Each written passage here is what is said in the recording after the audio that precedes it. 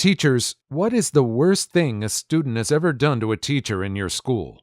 Story 1. I'm not a teacher, but I witnessed it. During the 7th grade, I had a biology teacher named Mr. Stark. Yep, who was a really great, funny guy. Everyone in class respected and liked him. He'd crack jokes about his wife being a horrible gorilla and just generally had a sarcastic, jerkwad sense of humor. In the middle of the year, he abruptly disappeared. I only gathered hearsay, but from what I heard around campus, he had a nervous breakdown and was fired. Of course, this was a campus of 12 to 14-year-olds, so we gotta take that with a grain of salt. A mousy older woman appeared as a long-term substitute after that. No one had ever had her as a sub before, and she was very frail and soft-spoken. For the rest of that year, the class terrorized her. No one ever did any work. During the class, kids would go into the storage closet, it was a lab classroom, and play with, break, the beakers and chemistry sets. There were fish tanks with algae and anemone ecosystem type things. And at one point, a kid knocked one over. People were loud and wild the entire class period, running around the classroom, literally jumping up on tables, and it was just impossible for her to teach and for anyone to learn in that environment. We literally got nothing done that entire time. It was basically free time, draw and listen to your CD player hour, because while I didn't want to add to the problem, she just didn't do lectures or assign homework. Not only that, but the kids teased her relentlessly. They made fun of her because she was balding, because she had a slight tremble, and would regularly tell her to shut the hell up or call her a shrew. It was heartbreaking. I guess one day she was reprimanded by the upper office staff because she started putting her fist down a little bit. But if she raised her voice, the class got louder. If she assigned home or classwork, only I and maybe 3 other people did it. One day, she snapped. She started screaming. I mean, literally screaming. Not yelling, but actually screaming as if someone was unaliving her, and threw her lecture notes across the room. The class finally got quiet. All she did was sink down to the floor and start crying. I don't think anyone knew what to do. We just watched her sob for a few minutes before someone finally left to grab another teacher. The remainder of the class period was supervised by a security guard, and none of us spoke for the rest of the hour. None of us spoke about her. Even after she was replaced by a PE teacher, they figured they'd pull in someone we knew and respected, and the class went on. No one ever talked about her again. It was like everyone was ashamed about what we'd done to this poor innocent woman. If I were in her position, I would never teach again. Too long didn't read? Middle schoolers can be absolute monsters. That is absolutely tragic. Teachers have a fine line to walk these days. It feels like today's teachers are caught in a dilemma. If teachers try to be too strict with the kids, the parents will cry abuse. If the teachers are too loose and the kids don't do anything, the parents will blame the teachers for their kids' failing grades. I can understand why a lot of teachers are striking these days for better benefits.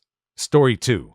I was subbing in an elective class. The kids at this school did not take electives seriously as they could flunk them but pass on to the next year. The class of students came in with the attitude of, let's play with the sub. Usually I can handle this with the age-old game of names on the board for the teacher to see the next day. These kids didn't care. One girl got up and wrote her own name on the board. As I was passing back some work that needed to be reviewed, a girl, call her Lisa, said, "Hey, you hit me!" I had grazed my hand across Lisa's arm as I put the paper on her desk. Lisa quickly said, "Who saw her hit me?" And all the kids raised their hands. Then Lisa went into a speech about how last year they got a teacher fired by saying the teacher had touched them. Another girl, call her Buffy, chirps in with how the teacher was completely shocked when Buffy also testified the teacher had touched her. Buffy said the teacher was shocked that Buffy would lie about the teacher, as the teacher used to give up her lunch to tutor Buffy. Lisa said, "Yeah. The funny thing is, we lied." I told Lisa to please go to the office right now and file an incident report about me hitting her. Lisa said sure and walked out. I was having an anxiety attack but kept it together. At the end of the day, I went to the office and asked if Lisa had filed a report. The secretary said no, she didn't. And when the secretary asked why she was there, Lisa said, "The sub said to go to the office." The secretary had just left Lisa there till the period ended, then asked the girl to leave. I wrote a report about what the kids had said said about getting a teacher fired the year before. As I wrote it, I told the secretary about the incident. The secretary said the teacher had not been fired but moved to another school. That was the last time I accepted a sub job at that school. Yeah, forget the conditions teachers have to put up with. Subs have it a lot worse. Even in my day, we didn't have any respect for the subs. Not this much disrespect, but still. I wonder if she warned any other substitute teachers off of that school.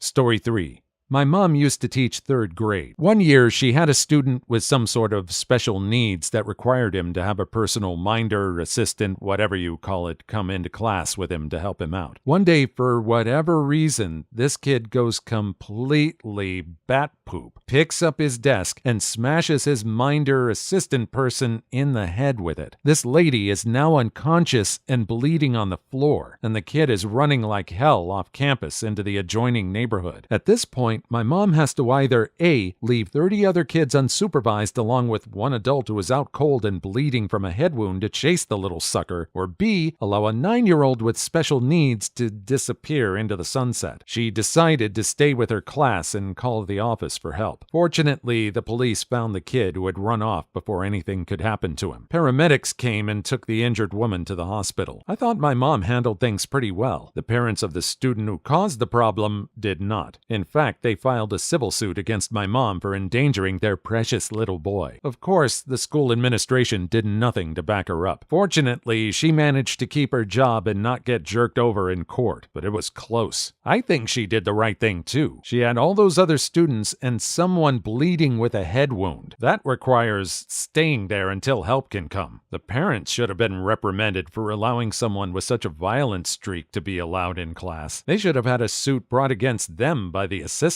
I'm willing to wager that the assistant barely got any money to cover her expenses. Story 4. When I was 15, my high school Spanish class was taught by a pregnant lady. When she was a few weeks off her maternity leave, a fight broke out in her classroom, and she, perhaps pretty stupidly, went over and tried to break it up. She ended up getting punched in the stomach by one of the students who swung at another student and missed. But instead of apologizing, he laughed and told her she shouldn't have gotten in the way. She was okay, though. Took the rest of the week off. Baby was fine, thankfully. This situation happened when I was in high school. She wasn't as pregnant, but did end up getting kicked in the stomach by one of the combatants. Thing was, he did it to her on purpose. I have never seen so many of the punk-style kids jump in and beat on one kid so bad. It was kind of weird. All those kids you think couldn't give 2 cares about the world are the ones who ran to her aid, and all the good guys just stood around and laughed. I think the punk kids didn't have any kind of reputation. The quote-unquote good guys probably had some sort of reputation to uphold and didn't want to do the wrong thing. The punk kids couldn't care less. I think that gives them the kind of a freedom to act the way they did. Good on them for coming to her aid. Story 5. I had a student threaten to shoot me in the middle of class. He's in prison now for shooting someone. Edit. A little backstory. The kid didn't actually pull a gun on me in class, but he told me that I was going to get the Tech 9. I don't think he thought I'd know what that meant. Fast forward 2 years, the kid is involved in a substance deal as the seller, and it occurs to him that if he simply unalives the customer after he's made the transaction, he gets the money and the substances back. You know, GTA style. So the deal goes down, and afterward, my former student empties about 6 rounds into the guy's torso. As they're walking away, an accomplice tells him that he should go back and put one in the guy's head just to make sure he's not alive. Former student says, "Nah. Did you see how much I put into him? He's not alive." They leave, and a very recently shot guy drags his porous butt over to a payphone and puts former student into the police, and ultimately lives. This is what happens when you trust the logic of video games. I'm also glad the teacher didn't get any action from this fool's weapon. That kid should have stayed in school. He might have learned to have some sense in him in some way or another. Story 6.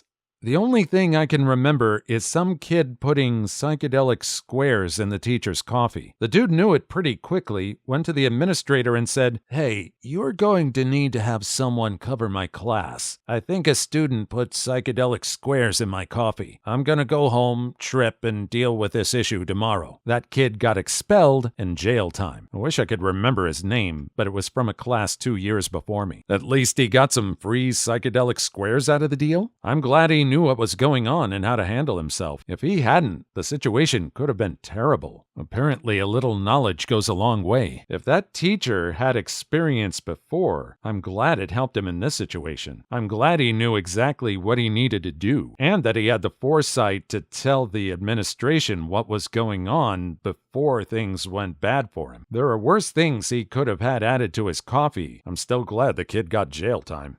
Story 7.